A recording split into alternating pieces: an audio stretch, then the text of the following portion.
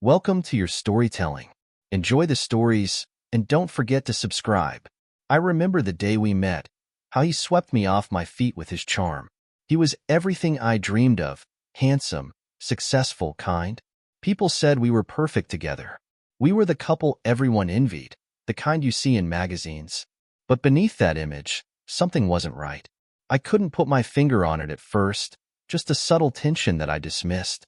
After all, no one's life is as perfect as it seems, right? It was only later, much later, that I realized perfection was just a mask. I noticed the first signs of trouble one night when we were out with friends. He ordered one drink, then another. I didn't think much of it at first. After all, a couple of drinks didn't mean anything, did it? But the next morning, his mood was off. Quiet, withdrawn. I asked him if everything was okay, and he brushed it off with a smile, but something inside me stirred. Was this the beginning of something more? At that moment, I didn't know. I didn't know how deep the hole went, or how quickly I'd fall in. When he was sober, he was the man everyone adored. He made people laugh, lightened up any room, and had an effortless charm that made him the center of attention. Friends would tell me how lucky I was to have him. But the more I watched, the more I saw the cracks in the facade. Late at night, when the laughter died down and the alcohol kicked in, he wasn't the man I married. He was someone else, someone unpredictable, angry, and distant. And yet, each time I confronted him, he'd smile and deny it, pretending nothing was wrong. It was the first major lie that shattered the illusion we'd built. I found an envelope with receipts for a hotel, dates, charges, and a name I didn't recognize. I confronted him, my heart racing, but he swore it was nothing, just a business trip gone wrong. I wanted to believe him. I did believe him, at least for a while. But something in my gut told me the truth was far darker. And as the days passed, the lie didn't sit right. It festered, and every time I looked at him, I saw the deceit in his eyes. The trust one once had began to erode. One lie turned into another. Small lies at first, harmless on the surface, until they weren't. He'd tell me he'd been out with friends when I knew he'd been somewhere else, with someone else. The little things that once didn't matter began to pile up, like weight on my chest. He promised me it was all in my head, that I was overreacting. But I couldn't shake the feeling that the truth was slipping through my fingers. Every lie felt like a betrayal, and yet, I stayed. I told myself it was just a phase. It had to be. One afternoon, while cleaning out the closet, I found the first hidden bottle. It was tucked away behind old jackets, almost invisible to the eye, but there it was. The moment I saw it, a wave of nausea washed over me. How long had this been going on? He'd always claimed he only drank socially, but this was different. It wasn't a casual drink, it was an addiction.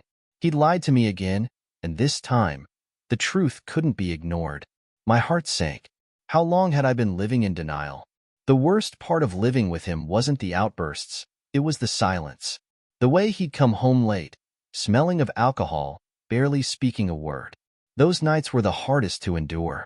I'd lie awake, wondering if he was safe, or if I was about to face another fight, another broken promise. Every night was a gamble. Would he be sober enough to talk to me, or would he spiral into anger and accusations? I started to fear the silence, the uncertainty of not knowing which version of him I'd come face to face with. I tried to tell myself it wasn't as bad as it seemed. Maybe he was just stressed. Maybe work was overwhelming him. But every time he swore he would stop drinking, every promise he made and broke, it hurt more than the last. I knew deep down that this wasn't just a phase. It was an illness, a disease that I couldn't fix. But I kept hoping, praying even, that things would get better. I kept convincing myself that if I just loved him enough, he would change. That was the lie I told myself every single day. Every time he said he would change, that he would quit drinking, I believed him. For a while. And then, every time, he would fall back into his old habits. I started to lose count of the promises he'd made to me, promises that meant nothing once the alcohol took over. It was like a cruel joke. Each time he swore things would be different, and each time he failed. But I stayed. I stayed because I wanted to believe that one day, just one day, he would keep his word. I stayed because I was afraid to face the truth. He might never change. The worst betrayal came when I found out he had cheated on me. He'd been out drinking, and when he came home that night, he was different. There was a coldness in his eyes, an emptiness. It wasn't until later that I learned he'd been with another woman. He denied it at first, but the signs were there. The lipstick on his shirt, the smell of perfume I didn't recognize. I confronted him, and for the first time, he didn't deny it. He didn't even apologize. That was the moment I realized the man I loved was gone, and in his place was a stranger. The cycle of hope and heartbreak became my new reality. He'd promise, again and again, that this time would be different. "I'm done," he'd say, with tears in his eyes, begging me to forgive him. Each time, I wanted to believe him. I wanted to believe in us, in the love we once had. But with every promise came another lie, and with every lie, another heartbreak. The same arguments, the same remorse-filled apologies. I felt like I was drowning in his addiction, trying to save him, trying to save us, but the harder I tried, the further I sank. I was living in a loop, and it was breaking me. The anger came without warning, like a storm I couldn't predict. One minute, we'd be sitting in silence, the tension thick between us. The next, he'd explode, shouting, throwing things, accusing me of things I didn't even understand. When he was drunk, he was a different person. It wasn't the man I married, but someone else entirely, someone who hated the world and everything in it. I learned to walk on eggshells, to be careful with my words, my actions. Every outburst left me bruised, not physically, but emotionally. I started to lose my sense of self. His friends weren't helping, they were enabling. They'd laugh off his behavior, as if it were normal, as if it were part of who he was. "Oh, he's just having a bit of fun," they'd say. "Don't take it too seriously." But I knew better. They couldn't see the darkness that lurked beneath his surface because they didn't live with him. They didn't see how he would disappear for hours, how his moods swung unpredictably, how his promises meant nothing. But I kept quiet, too ashamed to tell them the truth. I didn't want to be seen as the woman who couldn't fix her husband. I wanted to believe things could get better. Then there was the money. He'd always told me that our finances were fine, that everything was under control. But as the months went by, I began to notice the bills piling up. Credit card statements, overdue payments, loans I hadn't known about. The truth came out one night when I discovered his gambling debts. He'd been hiding them from me, lying about the extent of our financial situation. My heart sank as I realized that his addiction wasn't just to alcohol. It was to escape, to numb the pain. And in doing so, he had dragged us both into a financial nightmare. The future I had once dreamed of was slipping away. The crisis came unexpectedly, a moment of reckoning that I couldn't ignore. He got into an accident while driving drunk. The call came late at night, and my world stopped. I rushed to the hospital, my heart pounding in my chest. He was lucky to be alive, but the doctors told me that the damage could have been far worse. As I sat by his side, holding his hand, I realized something.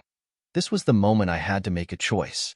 I couldn't continue living this way, in constant fear for his safety and my own. But deep inside, I knew that nothing was going to change unless I changed. I couldn't save him.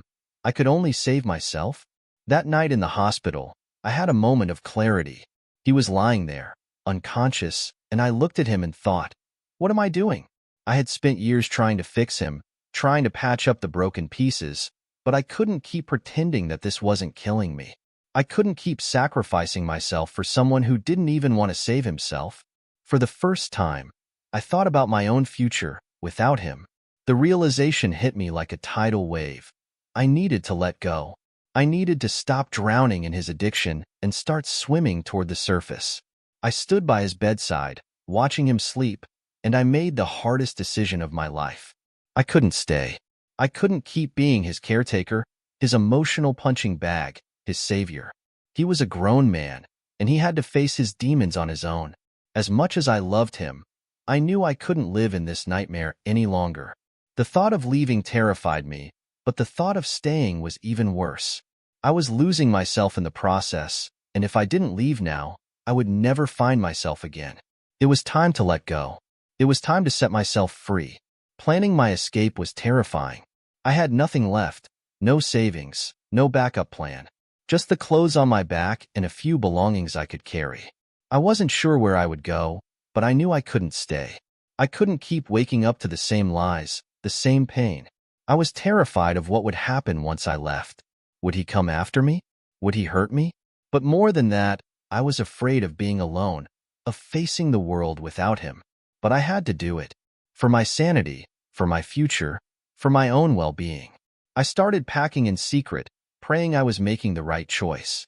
It was one argument, one fight that broke me. He came home drunk again, slurring his words, accusing me of things I hadn't done. I tried to calm him down, tried to make him see reason, but he wasn't listening. He never did when he was drunk. His words cut deep. You're nothing without me. You'll never find anyone who loves you like I do. Those words, laced with venom, hit me harder than any physical blow. And then, finally, I snapped. I'm done, I whispered, barely recognizing my own voice. I can't do this anymore. It was the moment I realized that no matter how much he claimed to love me, I had to choose myself. It was time to go. Leaving was the hardest thing I've ever done. I packed my bags, gathered my things, and walked out of the door, not knowing if I'd ever be able to look back. The house that had once felt like a home now felt like a prison. I could hear him shouting, begging me to stay, but I didn't turn around. I couldn't. I had to leave. As I stepped into the unknown, I felt a mix of fear and relief. I didn't know where I was going, but I knew it had to be away from him. Away from the man I once loved, the man who had broken me beyond repair. The first few days after I left were a blur. I stayed with a friend, unsure of what to do next. The silence in the house was deafening, the emptiness overwhelming. But there was a part of me that felt free. I didn't have to watch him destroy himself anymore. I didn't have to beg for him to change. I could breathe. And yet, there were moments when I'd lie awake at night, wondering if I'd made the wrong choice. Was I too harsh? Did I abandon him when he needed me the most? But deep down, I knew the truth. I couldn't save him. Only he could do that. In the weeks that followed, the phone calls began. At first, they were apologetic.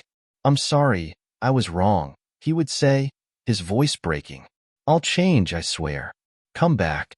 And for a moment, I almost believed him. I almost considered returning.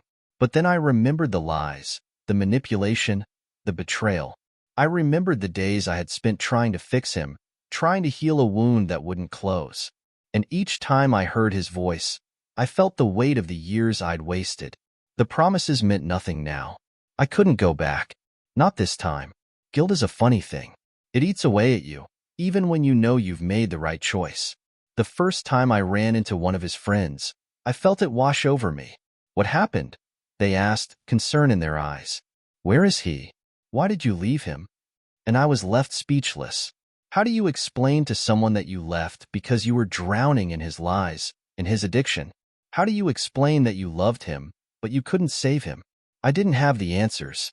All I could say was, I had to go. And that was the truth, painful as it was. Even though I had left, I couldn't escape the shadow of our past. It followed me like a ghost, haunting my thoughts and my dreams. I would see his face in crowded places, hear his voice in the middle of the night, and my heart would race. I had left, but a part of me was still tied to him.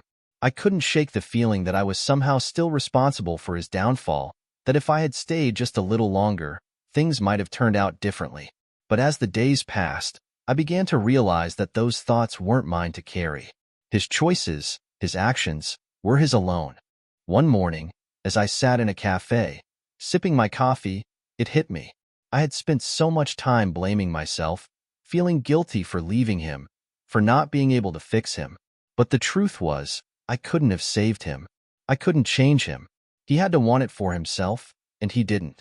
The realization was both freeing and heartbreaking. I wasn't responsible for his choices, his addiction, or his lies. I had done my best. I had loved him with everything I had. But that wasn't enough. And for the first time in a long time, I allowed myself to stop blaming myself. I was free. Healing isn't something that happens overnight. It's a slow, painful process. At first, I didn't know where to start.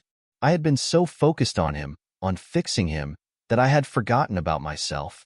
But little by little, I began to rediscover who I was. I reconnected with friends I had lost touch with, started taking care of my health, and began pursuing passions I had abandoned years ago. Slowly, I felt whole again. I wasn't the woman I was when I married him, but I was stronger, wiser. I had learned the hard way that sometimes the only way to heal is to let go.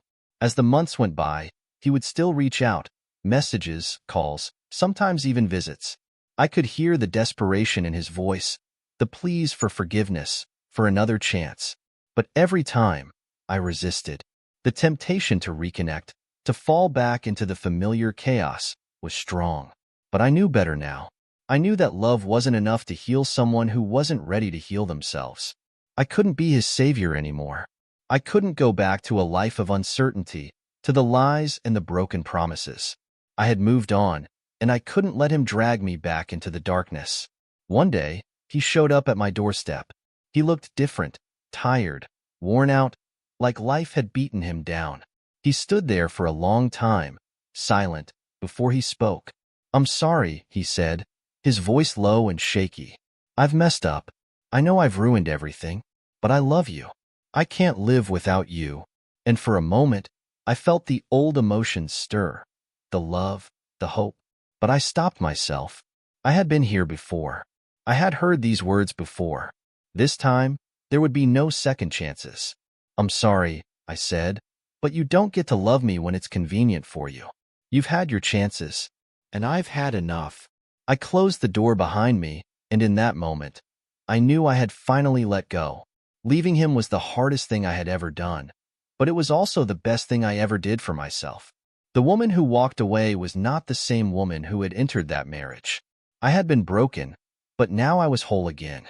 I had learned that love doesn't mean sacrificing yourself, that sometimes you have to walk away for your own peace of mind. I was no longer a victim of his addiction. I was a survivor, and as I looked to the future, I realized that I was capable of more than I had ever known. The world was mine to explore, and this time, I was doing it for me. Years passed, and life continued. I found love again, in ways I never expected. Not the kind of love that comes with pain or addiction, but the kind that is steady, kind, and nurturing. I learned to trust again, not just others, but myself. My past no longer defined me. It had shaped me, yes, but it didn't control me. I was free. Free from the lies, free from the pain, free from the fear. And in the end, I realized that sometimes the greatest act of love is the one we give to ourselves. And I gave myself that love, that freedom, every single day.